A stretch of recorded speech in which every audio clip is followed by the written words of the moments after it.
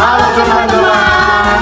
Perkenalkan, kami dari kelompok 5 akan membahas atau memaparkan hasil diskusi kami selama ini. Pertama-tama, nama saya Yeni Sanulo Harefa. Nama saya Tuti Arnawati Giawa. Nama saya Siswan Dikia. Nama saya Mislina Tafanal. Nama saya Asim Sulai. Baik, langsung saja kami akan membahas hasil diskusi kami. Pertama-tama, apa itu rekayasa genetika? Kedua, apa itu aplikasi rekayasa tanaman pada... Kita lanjut kepada pembahasan tentang rekayasa genetika pada tanaman tomat. Kita perlu mengetahui apa yang dimaksud dengan rekayasa genetika. Rekayasa genetika ini biasanya disebut modifikasi genetik. Rekayasa genetika adalah manipulasi langsung gen suatu organisme menggunakan bioteknologi. Hal ini merupakan satu set teknologi yang digunakan untuk mengubah susunan genetik dari sel, termasuk transfer gen-gen yang berada dan melintas batas-batas spesies untuk menghasilkan organisme yang meningkat. DNA baru diperoleh dengan mengisolasi dan menyalin materi genetik dari induk menggunakan metode DNA rekombinan atau sintensa DNA buatan. Sebuah vektor biasanya diciptakan dan digunakan untuk menyisipkan DNA ini ke organisme inang. DNA baru dapat dimasukkan secara acak atau ditargetkan ke bagian tertentu dari genom. Proses ini dapat digunakan untuk menghapus gen. Rekayasa genetika telah banyak diaplikasikan dalam berbagai bidang, termasuk penelitian obat-obat, bioteknologi, industri, dan pertanian. Adapun beberapa manfaat rekayasa genetika.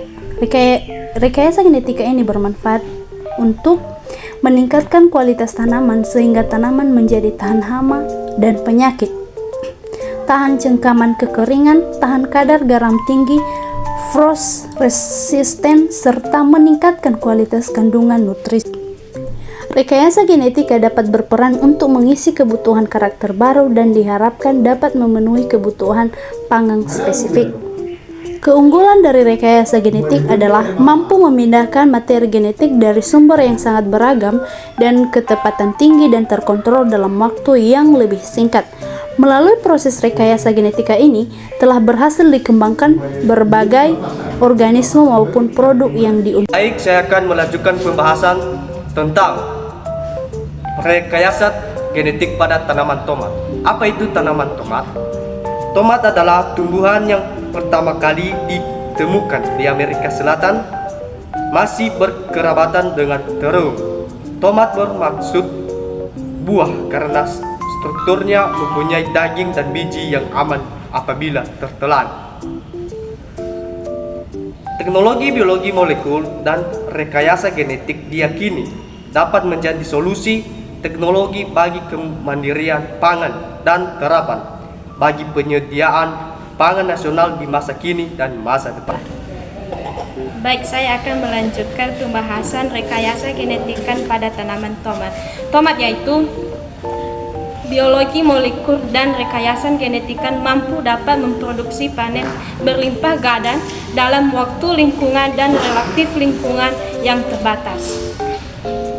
Seperti pada lahan marginal, berbagai metode belah dikembangkan dan digunakan untuk membuat tanaman transkini, termasuk di antaranya penggunaan plasmin, teknik ilmuwan, fansien, metode lainnya yang telah juga dikembangkan metode generator menggunakan dan mengembangkan dengan mikron.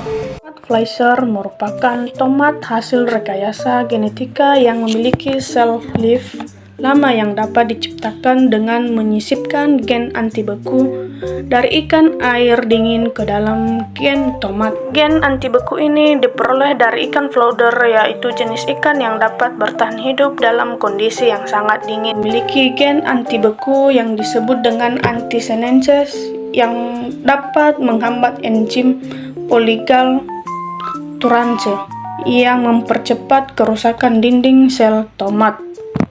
Gen ini dipindahkan dari kromosom di dalam sel ikan flounder. Kemudian DNA anti beku ini disisipkan pada DNA bakteri Escherichia coli yang disebut dengan plasmid.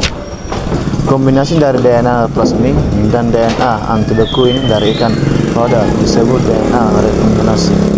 Kemudian DNA rekombinasi tersebut akan ditanam kembali pada bakteri. Baik, sekian dari pembahasan kami. Jika ada kekurangan dan kelemahan, mohon dimaklumi.